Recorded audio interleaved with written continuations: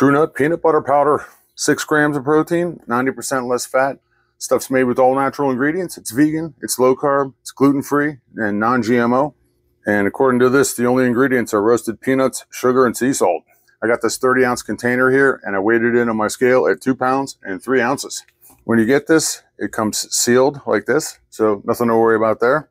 You can see it is a pretty full container. I like to use peanut butter powder as an add-in to my protein shakes, along with some half and half, and some whipping cream, and almost a full tray of ice cubes, and then some fat-free instant pudding.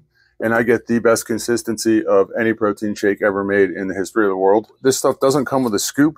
The serving size is 2 tablespoons. This is a teaspoon here.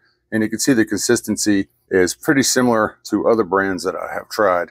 And over time, I've tried PB2, PB Fit, and I found that the flavor of this Tru-Nut is right on par with those. So I'm gonna make this one of my go-tos, and I'm definitely gonna try out some of their other flavors. So if you like peanut butter powders, you might wanna give this one a shot, see what you think.